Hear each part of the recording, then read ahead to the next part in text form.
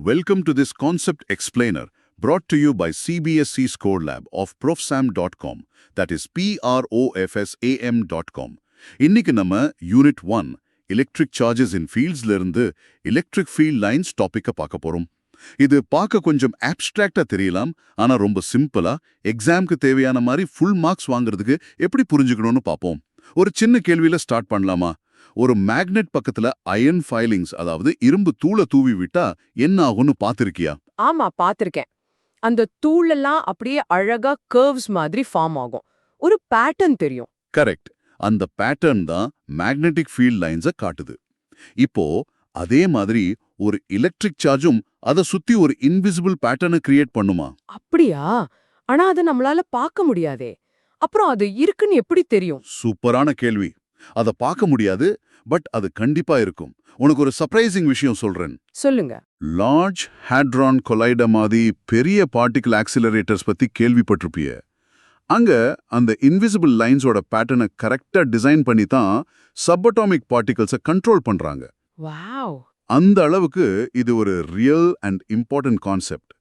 So முதல்ல அந்த core idea என்னன்னு பார்ப்போம். எலக்ட்ரிக் ஃபீல்டுங்கிறது இன்விசிபிள்னு நம்ம படிச்சோம், அப்படிதானே? ஆமா.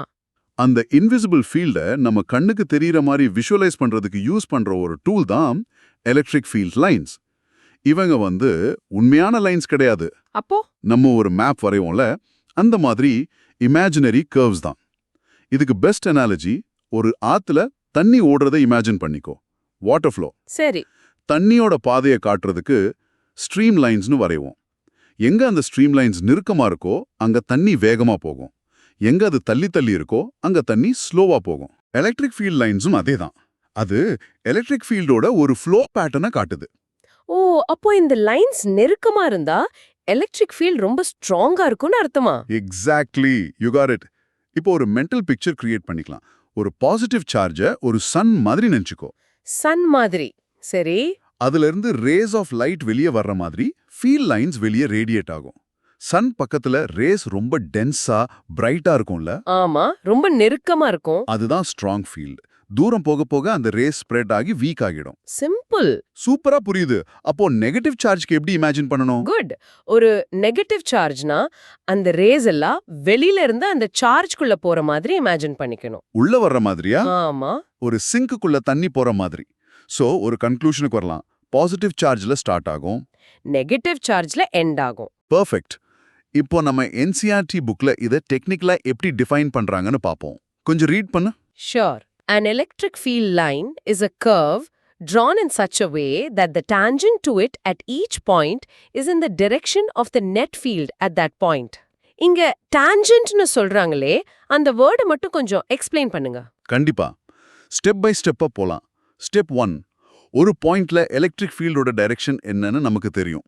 அது அந்த பாயிண்ட்ல ஒரு பாசிட்டிவ் டெஸ்ட் சார்ஜை வச்சா அது ஃபீல் பண்ற ஃபோர்ஸோட டைரக்ஷன். ஆமா, அது தெரியும். ஸ்டெப் 2, இந்த எலக்ட்ரிக் ஃபீல்ட் லைனுங்கிறது அந்த டைரக்ஷனை ஃபாலோ பண்ணி வரைகிற ஒரு கண்டினியூஸ் கர்வ். சரி, அது ஒரு பாதை மாதிரி. கரெக்ட். ஸ்டெப் 3, அந்த கர்வ்ல எந்தேனும் ஒரு பாயிண்ட்ல அந்த கர்வோட டைரக்ஷனை ஃபைண்ட் பண்ண நம்ம ஒரு ஸ்ட்ரெயிட் லைன் வரைஞ்சோம்னா அதுதான் அந்த பாயிண்ட்ல இருக்கிற டான்ஜென்ட். ஓ, அந்த ஸ்பெசிபிக் பாயிண்ட்ல அதோட டைரக்ஷன். எஸ். ஸோ இந்த டெஃபினிஷன் பிரகாரம் அந்த டான்ஜென்ட்டோட டைரக்ஷன் தான் அந்த பாயிண்ட்ல எலக்ட்ரிக் ஃபீல்டோட டைரக்ஷன். ஸ்டெப் 4, ரொம்ப முக்கியமான விஷயம், நம்ம இப்பதான் பார்த்தோம். இந்த லைன்ஸ் எப்பவுமே பாசிட்டிவ் சார்ஜ்ல ஸ்டார்ட் ஆகி நெகட்டிவ் சார்ஜ்ல எண்ட் ஆகும். ஒருவேளை சிங்கிள் சார்ஜ் மட்டும் இருந்தா அப்போ அது இன்ஃபினிட்டியில ஸ்டார்ட் ஆகும், இல்லைனா இன்ஃபினிட்டியில எண்ட் ஆகும். அண்ட் ஸ்டெப் 5, மறுபடியும் சொல்றேன், லைன்ஸோட டென்சிட்டி, அதாவது அந்த நெருக்கம் தான் ஃபீல்டோட ஸ்ட்ரென்த்தை டிசைட் பண்ணும். Hope everything is clear so far. This concept explainer is from profsam.com, that is profsim.com. நம்ம முன்னாடி எலக்ட்ரிக் ஃபீல்டை பத்தி படிக்கும்போது அது ஒரு இன்விசிபிள் ஆப்ஸ்ட்ராக்ட் கான்செப்டா இருந்துச்சு. ஆமா, கொஞ்சம் இமேஜின் பண்ண கஷ்டமா இருந்துச்சு. இப்போ இந்த ஃபீல்ட் லைன்ஸ் டாபிக் அந்த இன்விசிபிள் ஃபீல்டை நமக்கு விஷுவலைஸ் பண்ண ரொம்ப ஹெல்ப் பண்ணுது. இதுக்கு அடுத்த டாபிக் எலக்ட்ரிக் ஃப்ளக்ஸ்ல இந்த லைன்ஸை கவுண்ட் பண்ணி இன்னும் டீட்டெயில்டா படிக்க போறோம். ஸோ இது ஃபவுண்டேஷன். ஓகே, இப்போ எக்ஸாம்ல மார்க் குறையறதுக்கு காரணமா இருக்கிற சில காமன் மிஸ்கன்செப்ஷன்ஸ், அதாவது சைலண்ட் கில்லர்ஸ் பார்ப்போம். ஓகே. மிஸ்டேக் 1, ரொம்ப பேர் நினைக்கிறது field lines are real physical things. அது உண்மையான கம்பி மாதிரி ஒரு சார்ஜை வச்சா அது அந்த லைன் வழியா டிராவல் பண்ணணும்னு நினைப்பாங்க. ஆமா, அப்படித்தான் தோணும். பட் உண்மை என்னன்னா field lines are just a visual tool. ஒரு மேப்ல வரைவோம்ல அந்த மாதிரி. ஃபீல்டு தான் ரியல், அந்த லைன்ஸ் இல்ல. Mistake 2. Field lines show the exact path a charged particle will follow. இது இன்னொரு பெரிய தப்பு. அப்போ அது பார்த்த காட்டாதா? காட்டாது. ஒரு சார்ஜோட பாத் அது ஃபீல்ட்ல என்டர் ஆகும்போது அதோட இனிஷியல் வெலாசிட்டியும் பொறுத்திருக்கும். ஃபீல்டு லைன் அந்த பாயிண்ட்ல இருக்கிற ஃபோர்ஸோட டைரக்ஷனை மட்டும்தான் காட்டும். ஃபோர்ஸோட டிரெக்ஷன் மட்டும் தானா? ஆமா. So, field lines are directions, not trajectories. ஓ, ஓகே. சோ ஃபீல்டு லைன்ஸ் விஷுவலைசேஷனுக்கு மட்டும்தான், அது உண்மையில இல்ல. அதுல பார்ட்டிகிள் டிராவல் பண்ணுன்னு சொல்றதும் தப்பு. அது ஜஸ்ட் ஃபோர்ஸோட டைரக்ஷனை தான் காட்டுது. அப்படிதானே? பர்ஃபெக்ட்டா புரிஞ்சுக்கிட்டேன். இப்போ final and most important property. NCERT-லயும் இது இருக்கும். Two field lines can never cross each other. Students இதை மெமரைஸ் பண்ணிடுவாங்க, ஆனா ரீசன் தெரிஞ்சுக்க மாட்டாங்க. ஆமா, இது இம்பார்ட்டன்ட் கொஸ்டின்னு சொல்லுவாங்க. ரீசன் ரொம்ப சிம்பிள். ஒருவேளை 2 லைன்ஸ் கிராஸ் ஆச்சுன்னா அந்த இன்டர்செக்ஷன் பாயிண்ட்ல ஃபீல்டுக்கு 2 டிஃபரெண்ட் டைரக்ஷன் இருக்கிற மாதிரி ஆகிடும். ஓ, ஒரு பாயிண்ட்ல நெட் ஃபோர்ஸ் ஒரு டைரக்ஷன்ல தான் இருக்க முடியும். அதனால அது இம்பாசிபிள். ஓகே. ஒரு பாயிண்ட்ல 2 டான்ஜென்ட் வரைய முடியாது. சோ 2 டைரக்ஷன் இருக்க முடியாது. Got it. கரெக்டா புரிஞ்சுக்கிட்ட. இப்போ இதை எப்பவுமே ஞாபகம் வச்சுக்க சில சிம்பிள் மெமரி ஆங்கர்ஸ் சொல்றேன். சரி. ஃபர்ஸ்ட் ஒரு மிமோனிக். LDFன்னு ஞாபகம் வச்சுக்கோ. L for lines, D for density, F for field. LDF. சிம்பிளா line density shows field strength. Okay. Line density shows field strength.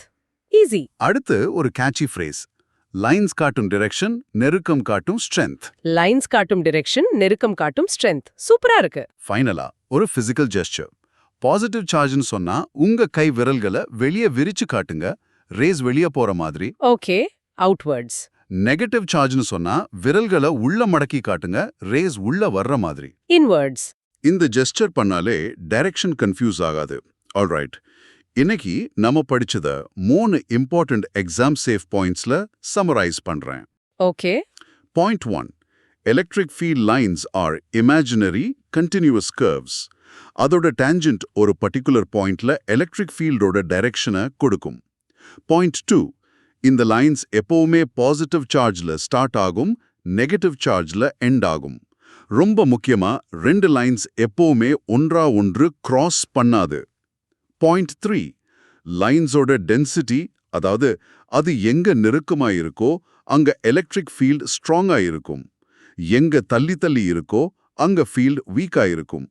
12th CBSE Physics, Chemistry and Mathsல மேக்ஸிமம் மார்க்ஸ் வாங்க prossam.com visit பண்ணுங்க. That is PROF SAM, right? Yes, PROFSAM.com. அடுத்த concept எக்ஸ்பிளைனர்ல சந்திப்போம். நன்றி.